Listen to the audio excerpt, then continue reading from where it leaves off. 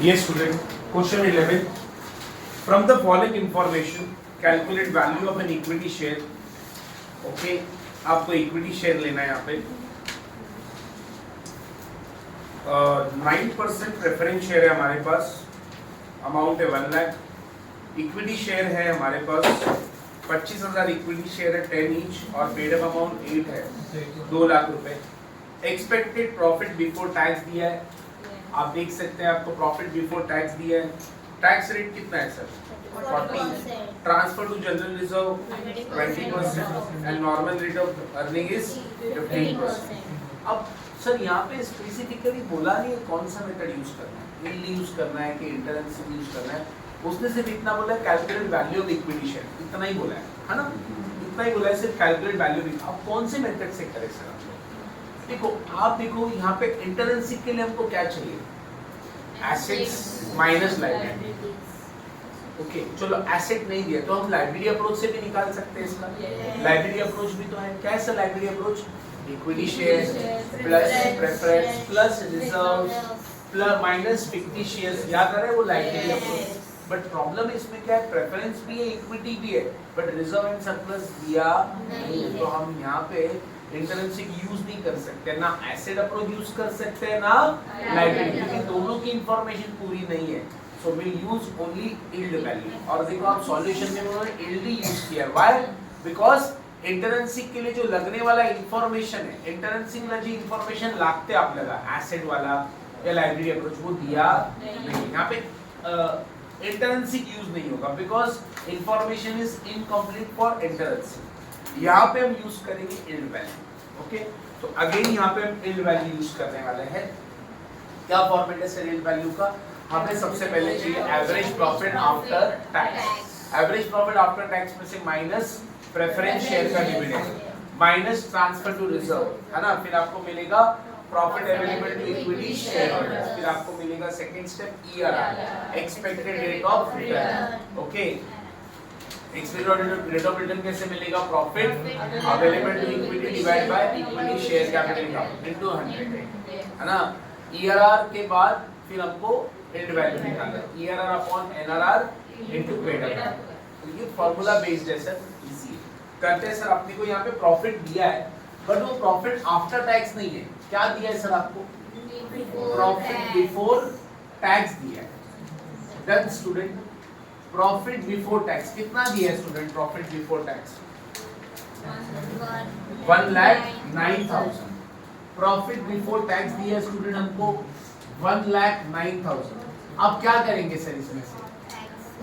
इसमें से टैक्स को माइनस कर देंगे। कितना है सर? 1,09,000 ना स्टूडेंट, इसके ऊपर 40% कितना आ रहा है सर?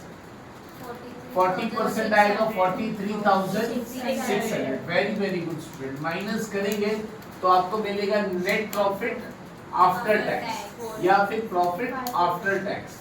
कितना आ रहा है sir? Profit after tax, profit after tax 65,000। अच्छा इसमें से अब क्या माइनस करेंगे? Dividend on preference shares, dividend on preference shares. क्या सर प्रेफरेंस शेयर है हमारे पास? यस स्टूडेंट है हमारे पास। प्रेफरेंस शेयर कितना है स्टूडेंट? 1 लाख है और उस 1 लाख के ऊपर हमको 9% निकालना पड़ेगा। डिविडेंड कैसे निकालते हैं सर? प्रेफरेंस शेयर का अमाउंट और उसके ऊपर परसेंट, तो कितना आएगा सर? 9,000। माइनस करेंगे 9,000 तो बचता कितना है? 56,400। अब इसमें से क्या माइनस करोगे सर आप? ट्रांसफर टू रिजर्व है क्या? ट्रांसफर टू रिजर्व कितना बोला है sir? Yes transfer to reserve बोला है। ट्रांसफर टू रिजर्व इज 20% ना स्टूडेंट, तो निकालेंगे सर इसका 20%। 56,400 का 20% 11,280 माइनस। तो अब ये जो प्रॉफिट बचेगा इसको हम क्या बोलेंगे sir? Profit available to equity share holder. Profit available to equity share holders कितना बच रहा है सर? 45,120। Good student. अच्छा what is my second step student? ERR. कैसे निकालते हैं ERR? Expected rate of return expected rate of return is equal to what? Profit available to equity upon what? Equity share capital. कितना दिया बेटा equity share capital आपको? 2 lakhs. Yes बेटा. Profit available कितना है? 45 120 और equity share capital का amount कितना दिया है? 2 लाख into 100.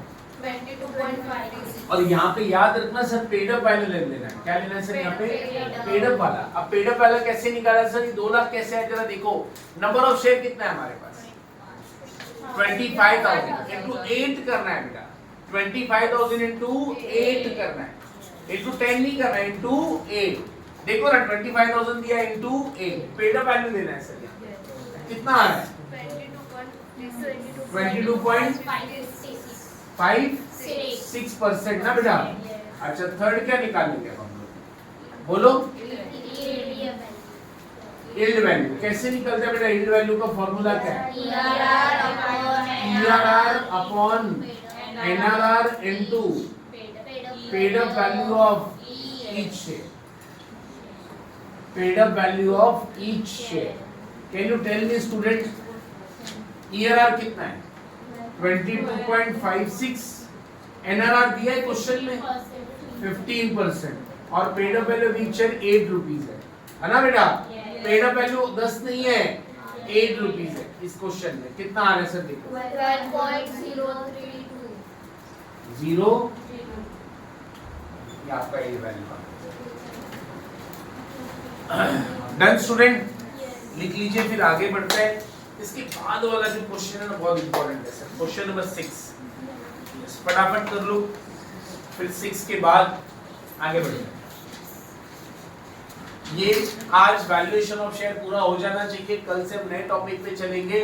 हमारा जो नया टॉपिक होगा कल होगा leasing and financing. Very important topics college मध्ये चालू झालं। हायर लीजिंग वगैरे मर्जर ॲक्विजिशन चालू झालं। सिंपल, तो सिंपल टॉपिक, फक्त त्याच्यामध्ये रेशो काढायचे।